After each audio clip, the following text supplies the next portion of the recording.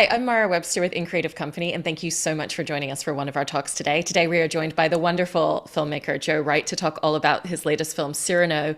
And I wanted to start by talking a little bit about the genesis of this film for you, because Erica Schmidt, who wrote the screenplay, wrote and directed the stage version prior to this. And even before that opened, you attended one of the workshops for it. And it sounds like that was kind of the initial moment and spark where you started to think about a screen version for this.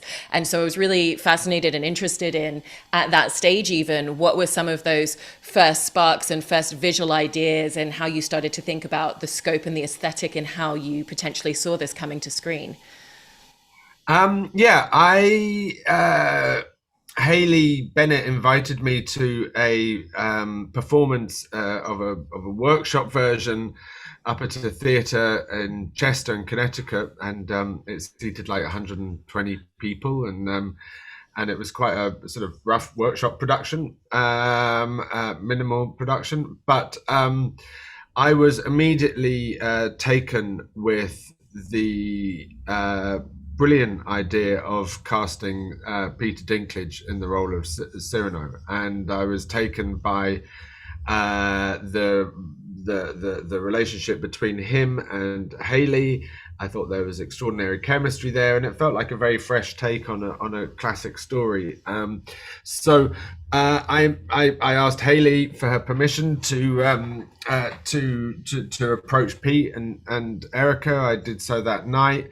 They said yes, and so we started kind of developing the film in parallel with the theatre production, and it was yeah. I think the scope of the film was something that possibly came later.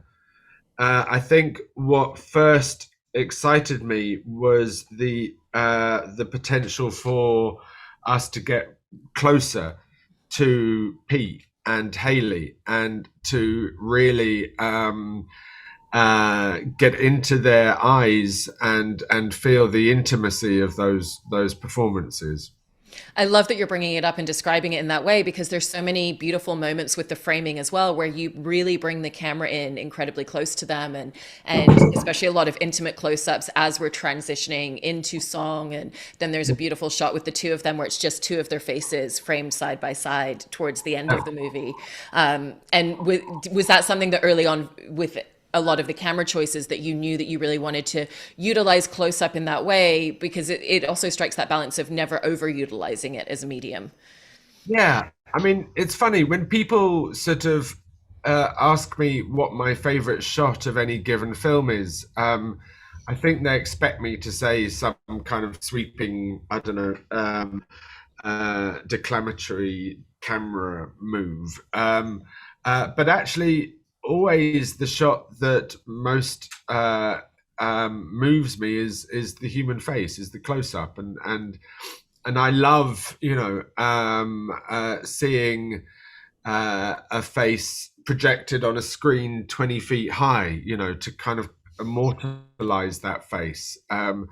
I think is a really wonderful aspect of the theatrical experience, or the cinematic experience. So yeah, close ups are always at the forefront of my mind.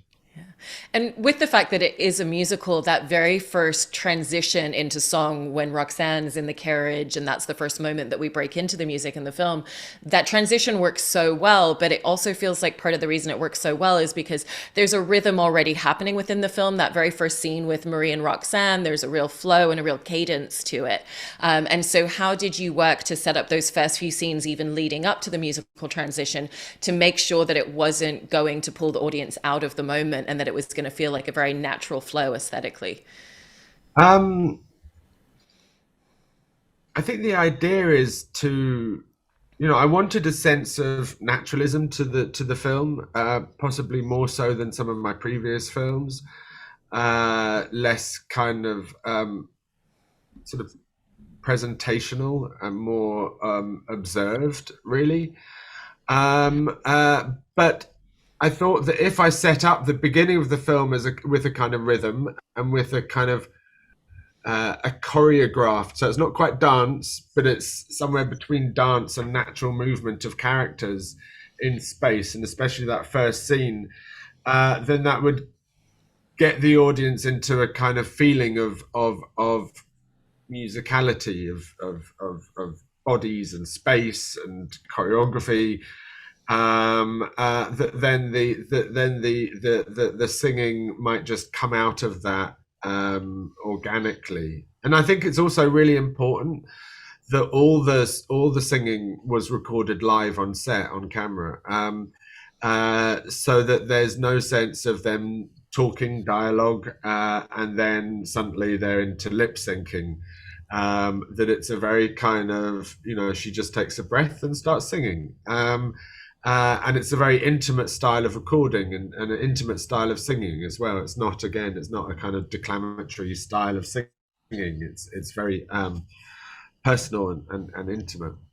There's also real intimate style in the way that it brings us into the internalization of her character, and then you utilize that with all three of the main characters throughout the film as well. But particularly that very first one, where when we see someone dancing outside of the carriage, it's because that's what she's imagining in her mind. And so, was it important to you that the music constantly be a way to bring us inside the minds of the characters in a different way than spoken dialogue can? Yeah, absolutely. And the original Rostand play has these very long kind of monologues, which are great, but might have felt kind of alienating, especially for a cinematic audience, whereas the songs were able to play the same role, but in a way that works on film. Songs are there to reveal to us the inner workings of the characters' emotions and minds. And then I wanted to talk about when we first meet Cyrano, Peter Dinklage's character on screen, because I thought it was such an interesting choice that we hear about him and we hear everybody whisper his name and we have this sense of who he might be before he even appears on screen. Did you always know that your intention was going to be that we don't see him until we've already got a little bit of an idea of his character? Very much so. It was this idea to build him up and build him up and build him up and then finally reveal him. I really love, I love it both ways. I always think about Gary Oldman's movie Nil by Mouth, which starts with a close up of Ray Winston ordering some drinks at the bar. And bang, you're straight into his character and into the story. It cuts from black, and there you are in close up on Ray. That works, I think, really well. But also, I really like kind of holding back, and we did it, I guess, on Darkest Hour as well, where you're holding back the reveal of Churchill, and you get lots of people talking about him, lots of senses of others' perception of him until we meet him in person, and the same was true with Cyrano. I mean, that was something that Rostand did, and I think it's interesting as well that you hear his voice before you see him, which speaks immediately to the thematic content of the movie. And then shortly after we meet him, there's that really wonderful scene where he ends up kind of goaded into a sword duel on stage. And the rhythm of that is so intricately choreographed because there's a real rhythmic dialogue between him and the other character. And at the same time, the sword fighting is choreographed to the rhythm of the dialogue that they're delivering, even to the point where the moment that the swords make contact at any point, that it's always on the beat and on the rhythm. So what was the process of navigating all of those different aspects and bringing that together? Yeah, that was a bitch. That one was really, really that was really tough, and possibly one of the most, difficult sequences in the movie. It was a matter of rehearsal. Basically, it was a matter of working with our incredible stunt arranger, choreographer, Eunice Earthart, and she and Pete and I and Joshua who is really the unsung hero of that scene, the guy playing Valver, young actor and kind of put in this incredibly important position, but not taking the limelight really. So that was a matter of extended rehearsal, and also, Valerio Bonelli, my editor, and I really plowed into that stuff, and it's a lot of credit to Valerio as well that ended up kind of working. Yeah. And then when we have the scene where Cyrano is accosted and essentially fighting off a group of men that have come after him, I thought the framing of that scene was really interesting as well, in the way that the camera just remains once he goes over the wall. So there's kind of a very specific choice in what you show us and what you choose not to show us in that moment, because there's kind of a comedy to the imagination that you have at that point as well. And then you've got all these great hues of kind of the smoke and the fog coming together in the play of low light and shadows. And so similarly, what was the journey of navigating and making a lot of those choices for that particular scene? Well, I've got to say, it's lovely that you watched it so closely, and it's lovely when people pick up on what you're trying to do. Yeah, the idea was that we would create that fight in a single shot, and the reason behind that was to really nail for the audience the believability of Cyrano's capability. We've had his kind of linguistic capabilities expressed. Now we're expressing his physical capabilities. So we wanted to kind of create something that felt entirely real and in there and of the moment. And then it's really through the development of the process. I come to a film with theories and ideas, but then those ideas become real and concrete when I'm on the rehearsal floor, and we're kind of figuring out. Also, we're figuring out how it works as a site-specific thing. So we're working with the space, with the drama, with the choreography.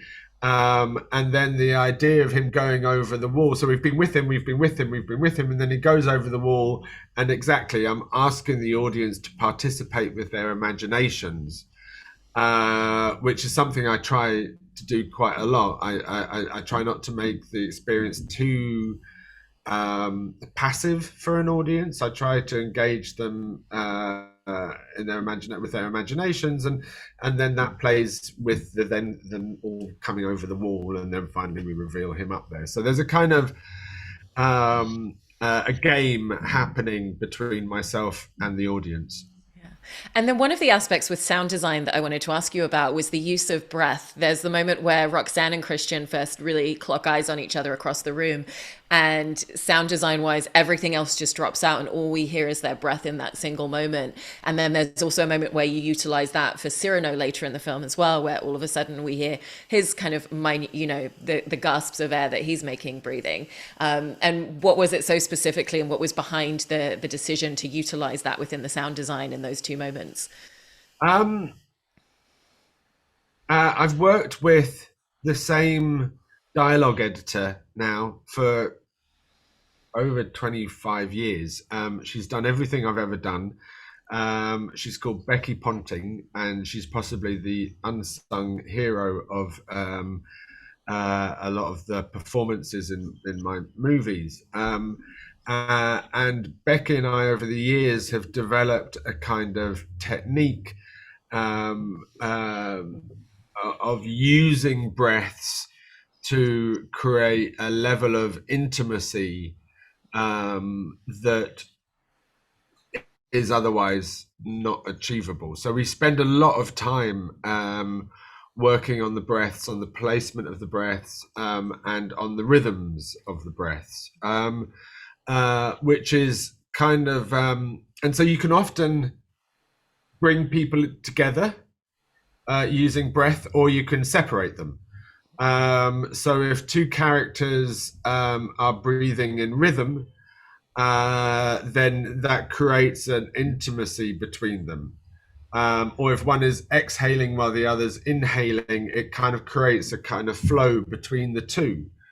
Um, uh, Likewise, if you have one character who's breathing very fast and the other who's breathing very slow, or that creates a distance between the two. And so we're always looking at what is the breath saying about the character and where they're at that time.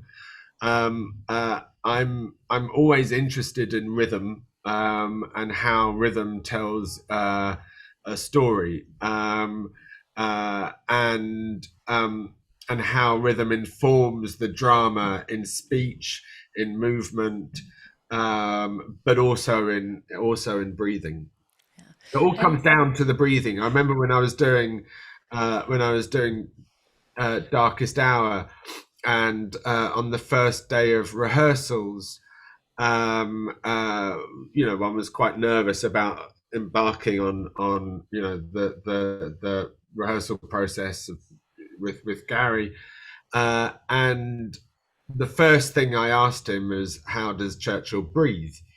Here was a man who'd been smoking far too many cigars for far too long and drinking far too much whiskey and champagne and brandy and whatever else, and he was a bit overweight, and so the first question to get into character was about Churchill's breathing, and in a way, without wanting to sound too kind of hippie about it, um, uh, um, our breath is the foundation of everything else. And so to start with the breathing is a very useful place to kick off.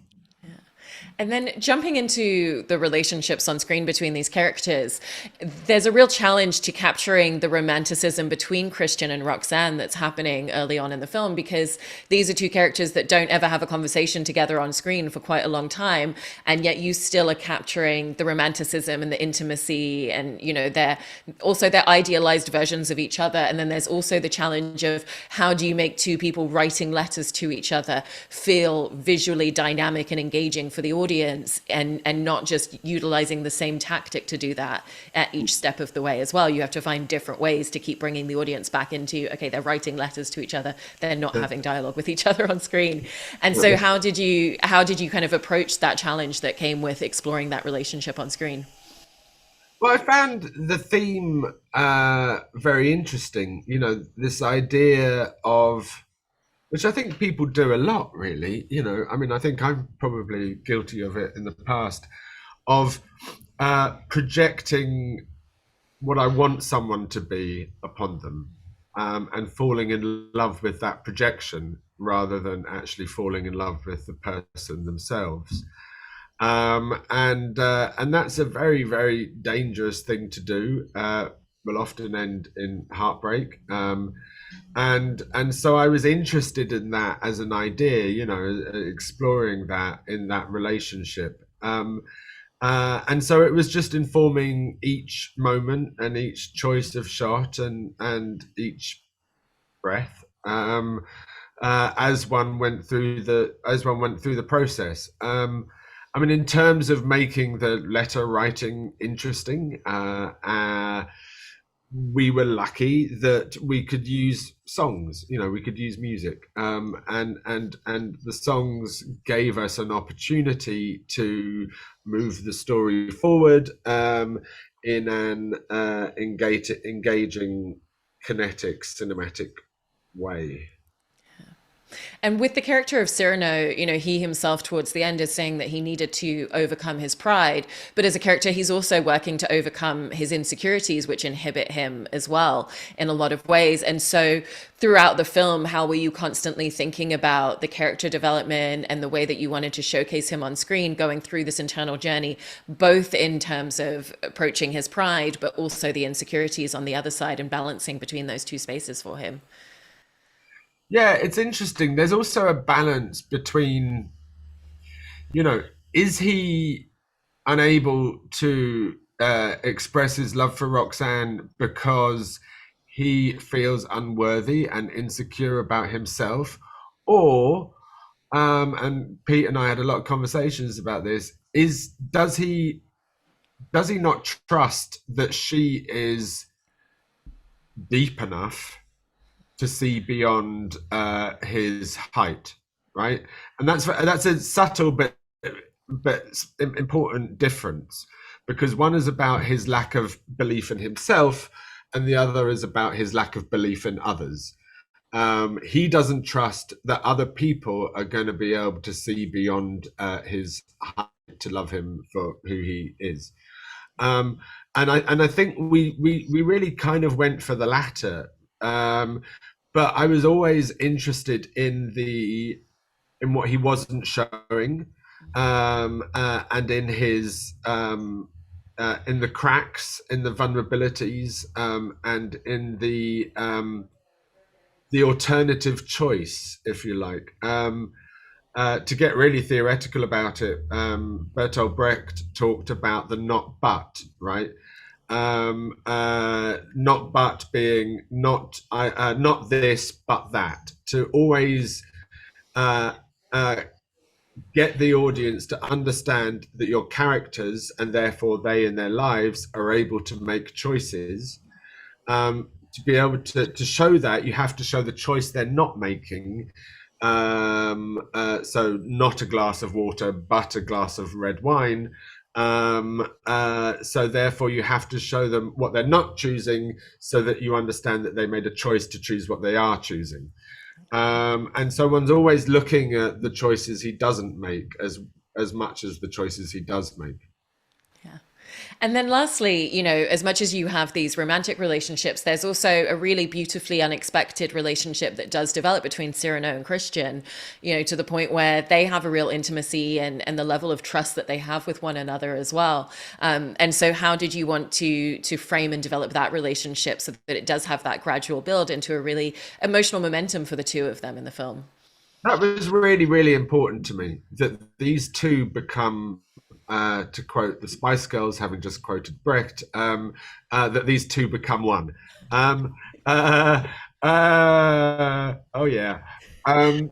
So I like the idea that actually Cyrano and Christian are two sides of the same person, and that they're kind of like the ideal man when combined, and that they've just been kind of pulled apart. And I think I think it was really important to me that not only was Cyrano a kind of himself a modern take on the classic role, but also that Christian was a kind of modern take on the classic role. And that Christian is not stupid. He has huge emotional intelligence, and he's been brought up with a very specific um, mandate. You shall be a man, and you shall fight, and you shall be brave, and which is a lot of the kind of conditioning that happens for men. And so that he develops, and it's just when he's faced with the love of his life, he becomes utterly tongue tied. And again, that was something that I could, and I think a lot of people relate to. His first song, Christian's first song, when all the soldiers start singing, is really an expression of that idea that underneath the kind of conditioned surface of a lot of quite macho men, is a little delicate forget me not, going, help, I just want to be loved, I just want love. And often we look for it in all the wrong places. Yeah. Well, I don't think I it's going to get remember, better I than an remember, unexpected. Sorry. I remember I went at Reading Festival in about '96 or something, and the Stone Roses were playing, who were one of my favourite bands at the time, and I remember like seeing 20 or 30,000 men, blokey men, standing in a field singing, I wanna be adored," and I just found it really beautiful and heartbreaking, and so I wanted to get some of that into that song. I think you absolutely captured all of that within the film. You've done a really, really fantastic job. I appreciate the spontaneous Spice Girls reference, and thank you so much, Joe. Thank you very much. Lovely to meet you.